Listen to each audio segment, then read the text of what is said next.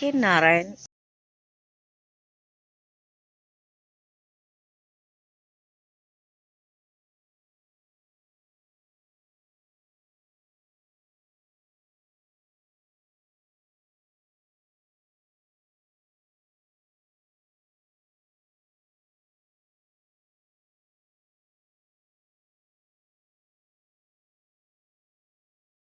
Not of any gods or heroes, but a rustic watchman of a lake called Ayankare. Let us call the protagonist as Mara. See, people are busy in construction of road, and one person is making everybody disturb, gossiping, making them laugh, talk, and village headman is very angry on him. The man who is disturbing is no other than our protagonist, that is Mara. And Mara is making them laugh. So village headman is very angry. He calls Bhima and asks him to take this Mara and put him behind the cellar on the hill top. And he says not to leave him. He is very smart. He will talk and he will just come out. Must be ready before the king arrives.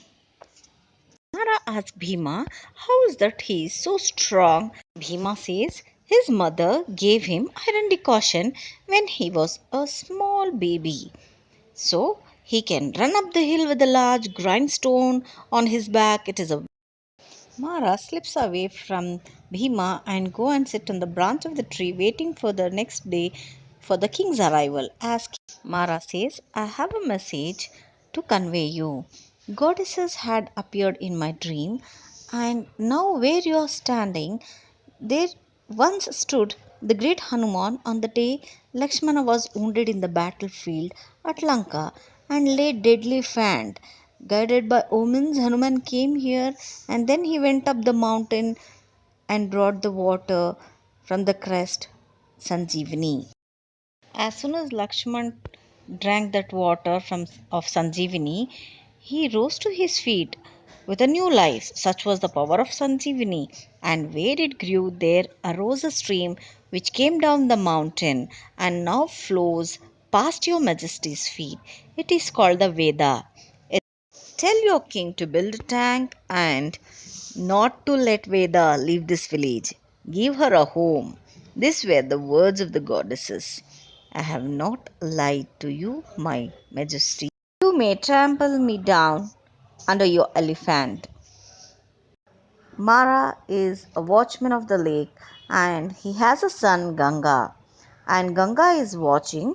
A man is fishing in the lake. This place is sacred and that flies or swims or walks in this part should never be killed. Even I have seen tiger coming and drinking water from this and have never. Mara said, I am the master of this place. Veda would have run away and disappeared as she was doing before. It is I who gave her a home.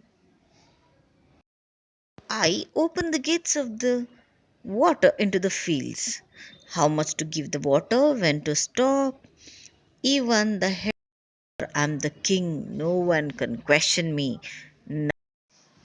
Visitor asked Mara to give some water to his village as the cattle are drying of drought. Goddesses reappears in a great anger in front of Mara's eyes and he says, open the gates, let Veda flows out, otherwise the whole village may drown into it. Let Veda flows or I'll kick open the Veda.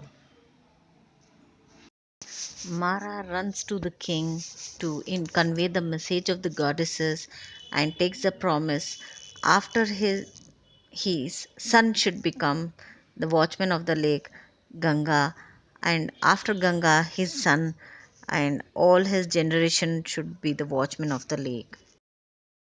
Mara had requested goddesses to take away his life once he conveyed the message to the king. So as back to the goddesses takes away his life, and in the next scene you can see his Ganga is talking to his son, asking him to worship, not to miss his worship.